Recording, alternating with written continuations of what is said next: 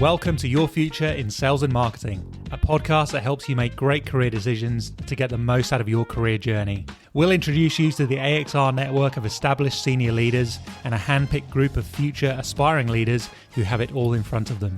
You'll learn what it's like in the top job and how to get there. Your hosts from AXR's specialist sales and marketing recruitment team will also land bonus episodes for you on how to work with recruiters, write a resume, and smash an interview, as well as our very popular market updates. It's the podcast that has it all. You can't get this career advice anywhere else.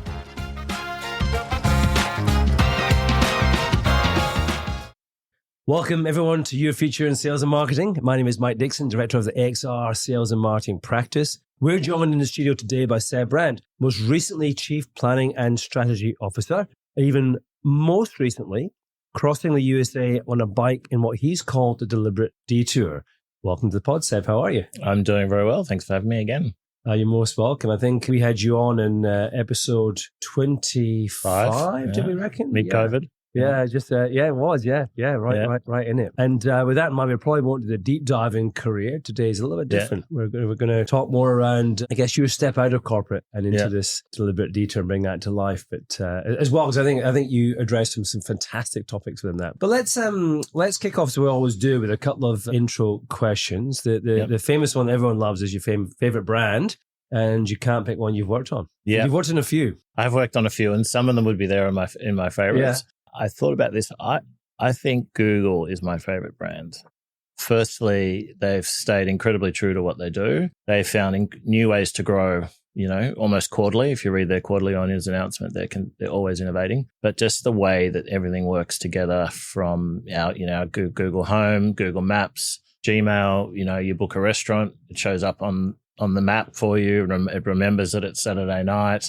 Just the whole UX for me is brilliant. And I know a lot of the people that work there, and they're good humans who are doing, I think, really important things. Just yesterday, they announced, $80 billion a quarter in revenue or some extraordinary number, but they're spending $20 billion on AI R&D. I'm just going to ask the question on AI because I was in a workshop yesterday and we're talking about, we got into website development and someone said, kind of going to have to change that quite a lot because people aren't searching for websites anymore. They're using AI. Yeah. So your website has to be AI ready, not kind of, user ready. Yeah. Exactly right. And the other thing that's interesting is AI is growing at 3 times the rate that the internet was growing at 25 years ago. Incredible. Right. There's a whole pod in that. Yeah. We must move on. So before we jump into the career summary, and we're going to spend quite a bit of time on the Deliberate Detour, but where did you grow up, Seb? Tell us about life before the career started. Yeah, so Sydney born and bred, grew up in Leichhardt, which at the time was quite a rough, really? suburb. Yeah. Oh, okay. And then it was rough, but then it was just this brilliant little Italian microcosm. It was the only place in Sydney that had Italian restaurants. Would you believe it? And it only had Italian restaurants. Wow. It was like 40 restaurants on Norton Street. So I grew up there, went to school at Fort Street at Petersham, and then moved on and went to New South Wales Uni. So always kind of in and around Sydney. Yeah. Have had 7 or 8 years overseas as well. Yeah, great. Yeah. And obviously you're now chief, or you were most recently before the Deliberate Detour Chief Strategy and Planning Officer at Ingham's. But marketing is your kind of functional muscle. Give us for those who haven't listened to episode 25, but if you want to jump back, guys, it's all into episode 25. Give us a kind of 5-minute summary of the career. Yeah, so pretty classic marketing career. My first job was at Ashfield Mall. I was the marketing manager for Ashfield Mall, which was responsible for getting traffic through the doors. From there, worked very closely with the McDonald's franchisee. He suggested me to the McDonald's head office, so I looked after 70 stores in terms of all their local store marketing. Then moved stayed with field marketing into the brewery, into Foster's, got to live the Olympics in Sydney and as a sponsor. So I had about 7 hours sleep in 14 days or whatever, however long the Olympics are. We were out every night and working hard every day. I then moved down to Melbourne and I started my brand journey. So I started as an ABM on Carlton Draught and Carlton Cold, moved through brand manager. 5 or so years later, went to PepsiCo, where I worked on Doritos in Australia and then sort of got promoted through marketing manager. And then went off to Canada as a marketing director. And then I went to the US as a global marketing director. So we were in charge of making sure all the 70-odd countries that sell Doritos and Cheetos were kind of singing to the same hymn sheet. I then came back to Red Bull as the CMO of Australia and phenomenal experience, everything you would imagine from the outside. And then have spent the last 6 years at Ingham's, 4 as CMO, Chief Marketing Officer. And then in the last 2, stepped out of that a little bit into the broader role, which we can talk about in a minute. Yeah, and I'm really keen to talk about that because the pod, which was recorded in 2021, you were mid-CMO career and on that path, but even then we're talking about broadening and how did you do that? And so a year or so after our last pod recording, you moved into that role of Chief Strategy and Planning Officer. So just describe to the listeners, what does that role do? Yeah, so interesting. I went to my boss, Andrew Reeves, who was the CEO at the time, and said, I've got a plan. And he said, well, put that plan away. I've got a better plan for you. So that never saw the light of day. But basically, Ingham's has kind of an operations function, which is exactly, making, moving and, processing growing and processing the chicken. And then a sales function, which is a classic sales function. My team kind of looked after everything else in the middle. So we had IBP, Integrated Business Planning, pretty well known, Oliver White process, Stage-Gate, innovation. We had demand planning. So week-to-week demand planning, which in a chicken business is, when you're dealing with 4 million chickens a week, it's a big What part do they of the call business. it? White wall? Yeah, the white wall of chicken, yeah. So if you're under or oversold on a particular cut, then we call it, we've got, say 100 tons of breast to get rid of this week, which, it's just crazy to get your head around. And then I had strategy. So I had corporate strategy. So where does the business want to go? Dealing with investors and analysts. Farming strategy. What do the farming contracts look like? And what does the farming network look like over the next 10 years? And then operation strategy. So where do we want to invest time, people and money, but ultimately capital to grow, and what segments are growing and what type of equipment and machinery might we need and which plant should it be in? So really wide ranging role, but with strategy and planning at its core. So there's not a lot of marketing in that role. There was none. So the CMO function went to the chief sales officer. Yeah. Who was Mark Powell, who's also been in the pod. Yes. So probably episode, I guess now 95 or thereabouts. So for those of you who want to jump back and listen to Powell Lee, talk through his move from beer to yes, exactly. Yeah. I'm curious though, did you feel, this is a role you could step into and you had the skills as a marketer to think your way through it, or was it just a complete learning experience? I think we talked about this last time. I've always thought that a new role should be 1/3, I've got this, I've done it, this will be fine. 1/3, I can figure this out probably based on my history and experience. And 1/3, holy cow, what have I done? Yeah. I'm out of my depth. And this role was very similar. So, strategy I had done on brands, but not kind of business. So that was in that middle third. Innovation, Stage-Gate, that's in the first third. And the planning side of it was the third that was a real, demand planning was a real kind of, wow, what am I doing here? But we set up the team, absolute killer team, murderer's row, of just, which is a baseball reference from the Yankees. I don't know if you've ever heard it, but when the Yankees were amazing in 29, 30, 31, they had 11 great players. Yeah. So they call it the murderer's row of players. I had the best team I've ever had of really senior SMEs. So my job was not to teach them planning or to teach them strategy, but to get them all working behind common goals and get the whole business supporting those. Fantastic. And what did you get the experience and how has it kind of shaped career thinking for you? I got a depth of understanding of how the whole business worked, which I hadn't ever really, really had. I think I perhaps said I had, but I hadn't really understood end to end from a piece of feed to a finished chicken and on the shelf. Where are the economics of the business? Where do we create value? Where do we leak value? And so on. And so out of it, and the career impact is I am still interested in CMO roles, but I'm probably more interested in roles that have a bit more breadth, that have a revenue element, growth element, new markets, new customers, new channels, and so on. And I loved IBP. I loved integrated business planning, which is ultimately a measure of sufficiency. So, do we have enough chickens? Do we have enough revenue or margin coming in the door for the next 18 months? And it's typically proven very accurate. So that really helps your CFO. Yeah. We'll come back to the future towards the end of the pod conversation, Seb. But as I mentioned a couple of times already, this deliberate detour, which I love the phrase. In April this year, you stepped away from corporate life for, as you say, a deliberate detour. And I've got loads of questions, but let's start with a kind of really practical one. What was the deliberate detour? Well, what was it, first of all? Yeah. So it was something I'd conceived for quite a while. It was a 10-week, unassisted, unsupported, no tour group, no organizer, no outfitter, as they call them in America. Me riding my bike alone not all the way across America, but a good way across America. Rolling from town to town with a bike laden with, panniers, which is, the things that sit on the back. I had my passport, I had my phone and a very limited amount of clothes. And I was wandering, the rail trails. So in the 1880s, America obviously had the gold rush. Yeah. And so out west, they built all these rail trails to get the gold out of the mountains. Obviously, that's over now. And they weren't in particularly they didn't need those railway lines. And so they filled them in now with sand, soil, bitumen and gravel. So effectively, for the 2,600 Ks I rode, probably 2,500 were off the road. So completely safe and protected from American drivers. Yeah. So that was the tour, and it was planned for a long time, and then I had about 3 weeks to make it happen. Yeah, from when I left Ingham's. Really? Yeah. So there's lots to get into there. In fact, one question is I've got so many I could ask, but just one before we jump into the thinking behind it. But did you have planned stops pre-booked all the way along, or you kind of just seeing where you could get to? So I planned the first 20 nights. Yep. So that was, and I've got the spreadsheet on my computer. It was, how many Ks can I ride that day? How many Ks is the route? Very detailed. And then after that, I was working 3 nights out. There are people who will do it day to day. Yeah. I just wasn't comfortable riding into a town without a hotel booked.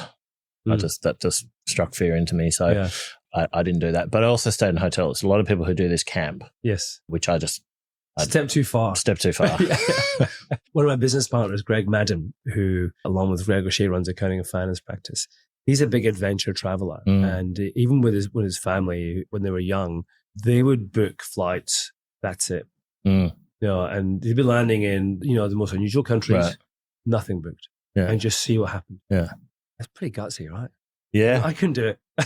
Yeah. I did when I backpacked. I did that when I backpacked, but that was just me. Yeah, that was knocking on the door of a hospital, Exactly. Anyway, so you wrote a very good article, which mid or at some point during the trip. It was mid, just published for the CEO magazine called The Productivity Myth, which I think is fantastic, and I really enjoyed reading it. And one of the central points you make is that we have our relationship with time all wrong. What did you mean by that? I think it stems from an observation I'd made in the last 5 years of every time I saw someone that was either a colleague, a peer, or a friend, and I said, "How's work?" 99.9% of the responses was busy. I'm busy. Time and time again. Didn't matter senior, junior, long in the company, short in the company, 5 kids, no kids. And it it sort of struck a chord with me of what are we doing here? Are we just being busy, or actually are we adding value? And this notion of the relationship with time is, I still think there's this notion that if you're working 50, 60, 70 hours a week, then you're a great executive and you're adding value, or at least you feel like you are. And so I wanted to really unpick that and sort of go underneath that and say, what is time? What is the value of downtime? There's so much unused leave in Australia, which I think we talk about in the article. And so it's the notion of, is time at work just doing day-to-day jobs really adding value? It's interesting because you also talk about this myth of constant motion, which I guess is what you're referring to. And I'm somebody who doesn't sit still very easily. I can't sit down, lie down. People talk about, what did you do this weekend? And I can't tell you everything because it would just seem like I'm mad. I pack stuff in, and so it worries me a little bit. So just kind of explain your thinking in more detail about that. Yeah, it is again this notion that if we're going forward and we're making progress, then we're winning. I'm a cannot leave the office with any unopened emails guy, which I know is weird, but I can't go home or to bed without. I'm the same. I'm the same. But at the end of the year, when you're having a performance review, your boss is not going to ask you, did you hit all your emails? They're going to say, what were the big things you did, right? And it's typically, I've launched this product, I've created this category, I've restructured the sales, whatever the big things are. We won a big bit of business with a retail customer. You're going to be talking about those. You're not going to be talking about the fact that, and so to do those though, you need time and you need time to think. And so I learned this skill at Red Bull and I took it to Ingham's that 1 week a quarter, I would have almost no meetings. And for 2 days in that quarter, I would have no meetings. And I would just drive around from retailer to many of our customers and just sit and think and sit in coffee shops and watch consumers and really plan out the next quarter. And without that time, I I don't think you ever get to the really big, meaningful, life-changing things. We've all been to workshops. We sit in a room, we put Post-it notes in the wall, we vote, on the best idea for the year, and none of it ever happens, right? Yeah. Because we're too busy. Yeah. And so that's, that was my big insight behind that thought. Yeah. So it's something that you've been challenging yourself with for a while then. Yeah, it is. And it just got to the point where that 1 day a quarter or 2 days a quarter wasn't enough. Yeah. Yeah. And I just couldn't clearly see what the next role would be and how we could add value. And in the end, leading strategy is obviously, it is looking forward, but it's still within that set framework of, hang on, I've got 38 hours of meetings this week. How do I find time to think clearly? And when you're on the bike, 4,000 kilometers, riding across America. Now, from recollection of our previous conversation, you weren't listening to podcasts and music. You weren't on this constant stimulation piece, which people often are when they're kind of on this downtime. They stimulate themselves. Yeah. But you were pretty much just headspace. Yeah, just pure headspace for the first at least 4 weeks. Yeah. 2 reasons. One is I wanted to give myself that space. So 3 reasons actually. 2 is you notice a lot more. I don't know if you've ever listened to a podcast on the drive home and you get home and you're like, I'm home. Hang on, how did that happen? Yeah. So you sort of zone out. So I really wanted to notice what was happening in the environment around me. And 3 is I couldn't. I had to worry about my speed. I had to worry about my tire pressure. I had to worry about my food, my water. Where am I staying that night? I had a couple of incidences where things fell off the bike. I had to go back and get them. So there was just so much going on that I couldn't really have had, particularly noise cancelling, anything's in really. So it's interesting. It's almost like there's a kind of fundamental thing there around, food, shelter, that basic stuff, and that's got to be right. But that all happens normally in real life. Yeah. But in that instance, you're looking after that as well as they're trying to find this zen space at the top as well. Yeah, and it's interesting the pursuit of the basics and the need to fix food, shelter, water ultimately ended up being what helped me find that flow state or that zen state of it's almost like mindful meditation, right? They say you go to the printer and just be really involved in the printer for 20 seconds a day and, these little micro doses of meditation. Similar on the bike, it was 6 hours at a time. Yeah. Mindful meditation without my Headspace app. Yeah. Yes, exactly. You're talking about this myth of constant motion and thinking back to the whole career piece, which is what we're about at AXR, is helping individuals understand, what does a career look like? How do they get themselves in a good space to make good decisions? But I think often people look at progress without kind of stepping back, and there's this relentless, going forward. And without that perspective, do you ever feel kind of satisfied? And I wonder, for this deliberate detour for you, Seb, has it kind of changed your perspective on career? Was that one of the things you were seeking to do? It was a bonus. It wasn't my primary goal, but I was hoping that I would get some clarity and perspective. And the way I did it was because, 6 hours a day for, 60 days or whatever, right? You have many, many hours to think. Yeah. So I literally, at some point in those time, thought about every job I'd ever had, every boss I'd ever had, every team member who'd ever reported to me, every campaign I'd ever launched, every brand I'd ever launched, and was able to do this inventory of what I loved and what I didn't love. And so I got to the point about halfway through where I had absolute clarity on where I think I add value and impact, absolute clarity on where I think I've been a good asset to a business, and absolute clarity on what I want to do next. And there's just no way I would have got that in the day-to-day grind of busy. Yeah. I guess that's the whole point. You take this step back and you can gain perspective, whereas in the moment we so often don't do that. But it's a hell of a thing. I just can't keep coming back to this trip because I love getting out there and trail running, and I've never taken on anything remotely as big as this. It's always been 2-3 days at a time. I once did a week across the Sahara Desert. That was pretty punchy, but it was a supported trip, so it wasn't like you're doing. What went well for you and what surprised you about the trip? Yeah, I'll go back to the start. So when I left Ingham's, it was sort of do I stay on another couple of months, get through the financial year? Right. But I wanted to be out of America before the summer. I had to kind of leave the country far quicker than I thought I would. So I basically had 3 weeks to plan it. Really plan it. So, going into the MacPack store and buying, the right raincoat that was light and bright and was going to keep me dry, and other pieces of clothing, and then all the bike accessories. I hadn't been on my bike for 2 years. I have had quite a few friends have quite nasty bike accidents in Sydney. And so I was kind of a bit shy on that. And I didn't have a bike that I could take for the ride. So I knew I had to buy one in America. So I had 3 weeks to plan. So that's a lot. It's a lot stuff to do in 3 weeks. In 3 weeks. Yeah. So went off, bought the bike in Seattle, started the tour there. Had never been bikepacking, had never ridden with panniers on the bike, had never gone any more than A to A. Like I'd only ever ridden from my car and back to my car, you know. I'd never ridden from town to town. And so there was just this steep learning curve, and that was an absolute highlight.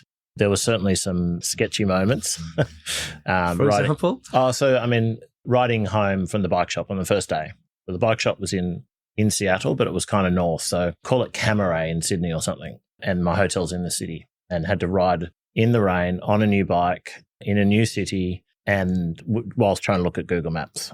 Finally got to this bridge, saw some cyclists, and I don't know if you know cyclists, but they look, you know, they look out for each other. Right. So I said, fellas, where are you off to? And they sort of downtown. I was like, can you take me 100%? So they went out of their way to take me and escorted me into the city, showed me that there's no way I would have got up and over this bridge. And I was able to sit behind them, which is a good safe spot to be on a bike ride, 1 or 2 bike lengths behind them, you know, and they gave me a few tips for the next day on how to, you know, just phenomenal way to get back in. But that was a real like, oh, wow, okay. And then I went to Vancouver, and I sent home a box of things on day one, like 2 shoe boxes of stuff. I just knew already that the bike was too heavy and the whole kit was too heavy, and I was not going to need 3, you know, pairs of socks. So 2 pairs of socks for the whole trip. Yeah. So and then it just went on, and tire pressures were a problem at first. I had to keep pumping up my tires every day. All this stuff. And there was times when I thought, what are you doing? This is madness. And I would meet people in bars, and they'd be like, you're mad. Like this is ill-conceived, half-conceived, you know. The good news was I had lived in America. So I kind of knew, you know, menus, money, like all the stuff. I'm glad I didn't do it in Europe, for example, or in a foreign language. And then, you know, there was 2 tough days, really tough. First was on day 5, I accidentally rode into a rainforest. Google Maps, my favorite brand. How'd you do that? let me down, and I ended up effectively walking through a bushwalk, what we would call a bushwalking track, a foot wide with a 30-kilo bike, including carrying it over trees that were sort of my arm width had fallen in the bush, and I had to carry it over there. So I had 3.5 hours of 160 heart rate carrying a 70-kilo bike through a forest and no cell service. That day I thought, I'm done. Not I'm done here, but the tour might be done, because if this is like, I don't know how to deal with this. Was that quite early on in the tour? It was day 5. Right. I saw a trail runner, actually, perhaps like yourself, and he was this American bro. You know, he's like, dude, you look back, this is the best day of the tour, fist bump. I'm like, and he runs off. I'm like, come back. Could you help me out? Help me out here. Literally, I need you to carry my bike. Anyway, he didn't. Anyway, 500 meters, and like an hour later, because it was hard sledding, I found the track, and I started my 100-kilometer ride for the day, you know, at 2:30 or something, way too late. Goodness me. That was probably the best and the worst day of the tour. So the bro might have been right. It was your best, but it was also your worst day. Yeah, it was. It was in the same sentence. Yeah. Oh, that's ridiculous. And then there was an off-bike incident that we went with an old colleague from Australia here. I took a day off and went canoeing on a river in Arkansas, and the canoe flipped, and we were being dragged across rocks face down in a shallow river. Oh. And the canoe came down on top of me, and there was about 15 seconds where I thought, this will be the end for Seb Brandt. It was genuinely a significant event. Obviously, I'm here, so it wasn't. But I did lose my phone, which sits at the bottom of an Arkansas river, which I'm currently arguing about with Southern Cross Travel Insurance. Anyway, they were the 2 major incidents. Amazing. I followed you on your LinkedIn blog when you're away. So for those who are listening and want to relive some of these moments and some of these days, you did a great job of posting, and very honest as well. I thought it wasn't the Instagram version. Yeah. It was the very honest version. This is what's gone well. This is what I'm struggling with today. And I recall one of your days you were trying to outrun a tornado or something coming your way before you got to the hotel. So there's a brilliant rail trail between Kansas City and St. Louis, 280 miles. So that's 400 Ks. It took me a week. So I had a Garmin headset on the bike, which is a little computer that tells you what's happening around you. It went off on a tornado alert, which I didn't know it had the capability to do. I'd never seen an alert on my Garmin. So it was, and then my phone beeped, and it was, 411, tornado warning. And I thought, this is interesting. And it said basically coming in 25 minutes, shelter. Oh. And I was in a farmer's field. And we didn't grow up. We don't have tornadoes here, right? I mean, I'd seen Twister, but I didn't notice. I had pictures and images of my bike flying around the field with the cows. Yes. And my hotel was 35 minutes away. And you're 25 minutes. And I'm 25 minutes away. Okay. And so I rode like I was in the Tour de France and completely buried myself to the point of exhaustion. And I got there in 20 minutes. I pulled into the hotel and it hit, and it was like something off TV.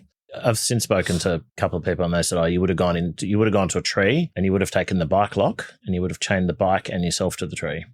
Right. If you'd known that would have been your best shot. Wow. Okay. Fantastic. Well, as I say, jump on the blog. It's superb, and I'll put the link to the article you wrote in the show notes too. So, but I know you just bat, but would you do it differently if you were to do it again? I wouldn't do it differently. What I wish is that I had the awareness, knowledge, and ability to just sit back and enjoy it in the first month that I had in the second month, because I was learning. I said that to my wife, and she said, "Yeah, but you were learning, like." So if I did it again, I would worry about less, and I would go with like your mate going off not booking any hotels. But I had to do the learning process, right? Yeah. I had to go through that. I mean, there was one day where and this is another product that I love, the old AirTag, and I had an AirTag in one of my bags. So one of my panniers had my passport because I had to keep my passport very close to me at all times, and my watch beeped, which was a sign that.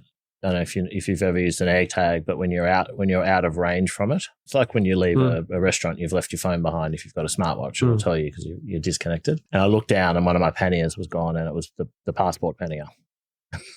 And I'm on a rail trail in Mickelson Trail in Dakota, right near where the presidents are carved into the wall, Mount Rushmore. And I looked at a map, and it was 2 kilometers behind me. So it had fallen off onto soft gravel, not made a sound because it's soft gravel, and I was short half my clothes and my passport. Wow. And it was uphill.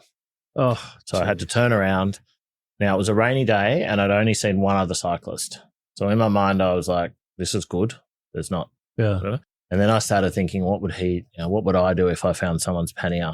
Anyway, so I did a Tour de France level ascent, just panic. I think there's footage of that somewhere. And I found it, and I found him with it. Oh, really? And I said, oh, thank you. And he said, mate, I've been trying to figure out what to do for 10 minutes. He goes, I knew it was you because I saw you with an orange pannier, and I figured it was yours. And then I was like, do I go down? Do I leave it here? There might be valuables in it. I'll stay with it. So again, the cycling community looked out for came to my rescue. Thanks, it wasn't a trail runner. No. So what I did there is I got a cable tie, and I tied it to the bike, and it stayed there until the end of the trip. I didn't take it off. So, I mean, there's a couple of things I do differently. Yeah. Brilliant. More on reflection. So when I know you're just back, but if you think about what you felt you're going to get out of it, did you get out of it what you thought you were? I got out a hell of a lot more. I thought it would be a good time to reflect, time away from busyness, time away from corporate, probably get fit, see some cool stuff. Did all of that. That was great. Back to that comment about re-prosecuting every good and bad job I'd ever had. I did that also with relationships, with friends, with family. I literally, and there was a day that I was riding, it was about 11 o'clock, and my mind went blank. And I was like, I'm having a stroke here. What's going on? And it was literally, I think for one of the first times ever that I hit, there's a guy called Nam Baldwin. I don't know if you know him. He does a lot of breath work. Works with a lot of the Red Bull and Olympic athletes on getting into the flow state, which is just the pure enjoyment of and just an empty mind. And it happened. I had this moment of clarity and this empty mind of I literally have nothing else I need to think about. Wow. That's a very freeing feeling. And I texted I had a group of 60 people on a WhatsApp group that were getting a daily 1-minute video. And I put it in there, and my boss at the time, Andrew Reeves, who's since retired, came back and said, stay there. And I was like, oh, stay in Arkansas. And he said, no, stay there mentally.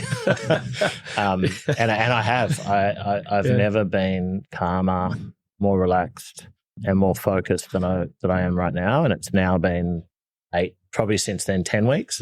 And that state remains. And so I'm trying very hard to stay here. Sorry to throw you into a studio, and hopefully you don't feel the pressure, but I've really, the last few conversations we've had noticeably not different, but just your relaxed mind is very clear. And I think it probably comes across in this conversation for the listeners. So this is something you could do. And time of life, stage that, it was something you felt you could make a conscious decision to do. And this whole concept of we're misusing time. I want to give myself some time. What advice would you give others about how they use their time more purposefully? Yeah. And look, I think I had so many people, almost everyone I've spoken to about it has said, I would love to do something like that. And I can tell in the way they say it to me that they're not going to do it. So I think you need to be really, really deliberate. You need to plan it a long way out. And you need to have the conversation with your spouse. We had I used to work with a fellow called Jeremy Cage. When he first met his wife, he said, when they were dating, he said, I really see this going a long way. I think we're going to spend the rest of our lives together. But you need to know one thing. At some point, I'm going to take a year out of work and I'm going to sail around the world on a boat. And I desperately want you to come with me. But if you don't, just know that I'll be gone for a year at some point. And they built this dream together. And so my wife and I did the exercise that Jeremy encourages you to do, which is basically you go to separate rooms with a bottle of wine each and you write down all the things, the big things. I want to go to the Monaco Grand Prix. I want to run the New York Marathon. I want to ride my bike across America, whatever that may be. And then you come back together in the living room and there are 3 buckets. There's stuff we can do together. Let's say we want to go to Japan.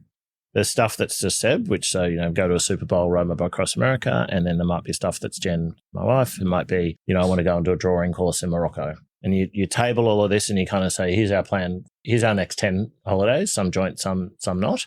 It came first into effect when we were living in New York. We had a little baby and I got a Super Bowl ticket through Pepsi and it just was not a discussion. It's like, yeah, but it's on the list, go.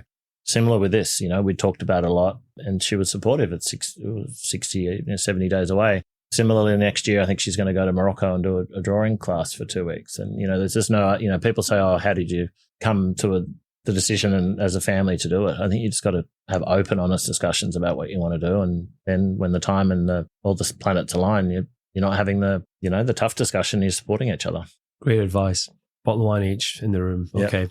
Honestly, it's one of the best it was one of the best corporate sort of functions or events I ever did this day with Jeremy. We lost 3 or 4 people there. There's a risk. One went off to be a DJ. It's a really good exercise to do and something I'm probably going to run for a few businesses coming up. Yeah. One of the points you make in the article we talked about earlier is because of this misuse of time in an organizational sense, and that's an individual decision and it's the way businesses view it too, there's this kind of burnout scenario, which seems to be getting worse and worse and worse, and organizations therefore have a responsibility, but individuals do as well. So, if you were to talk to businesses or leaders and go into your future, and as the next question, Seb, you'll be back in that space again, but what can they do to ensure employees use time more strategically, to invest in effectively what are their assets, their people? Yeah. And I've, been in businesses recently and in the past where leave's been a problem in terms of untaken leave. Honestly, I think the company can only do so much. I mean, at PepsiCo, we had a thing, no leave, no life. I encourage people to take it. The CFO is always pushing people to take it because it sits on the P&L as a liability. Yeah. I honestly think the company can only go so far. We as individuals and leaders need to encourage ourselves and our team members to take purposeful, meaningful leave.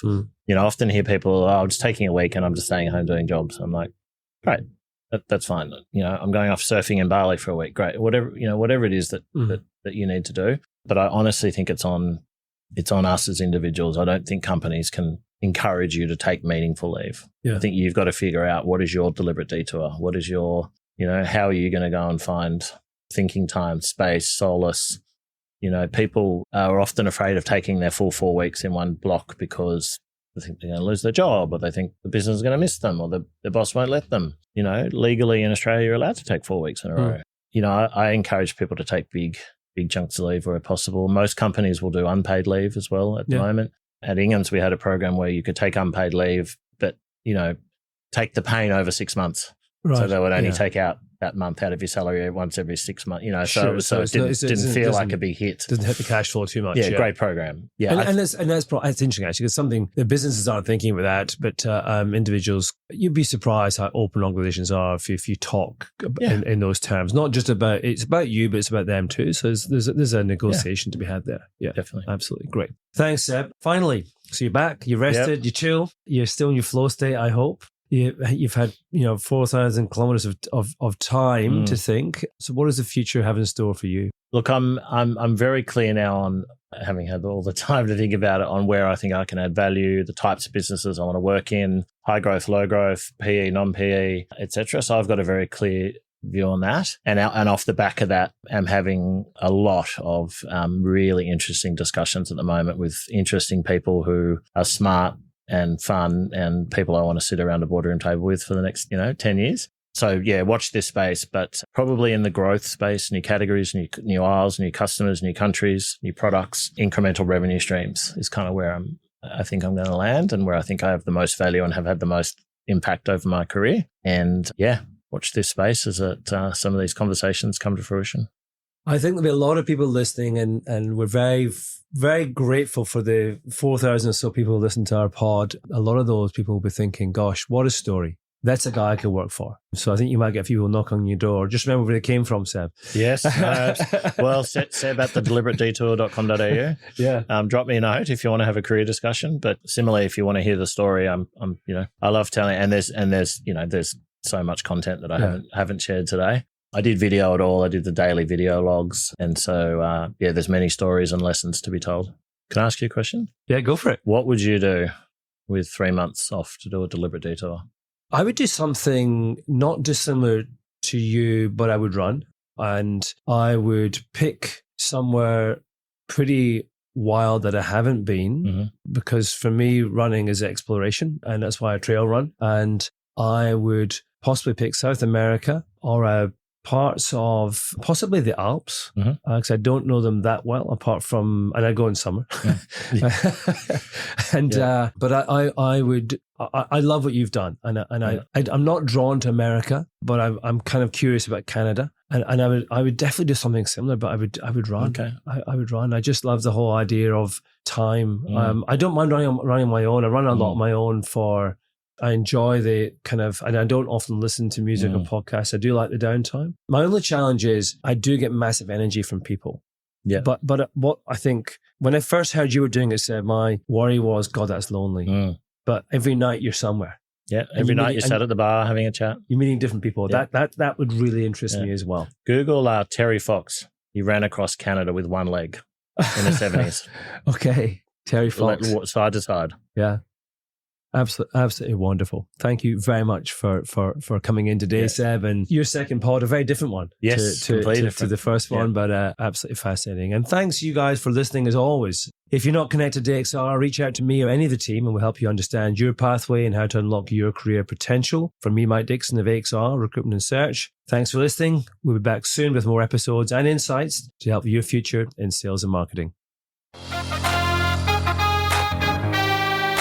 We hope you enjoyed today's podcast from AXR Recruitment and Search. We're passionate about helping you get the most out of your sales and marketing career. Keep listening as we bring you more career insights and advice from Australia's inspiring sales and marketing leaders. See you next time on Your Future in Sales and Marketing.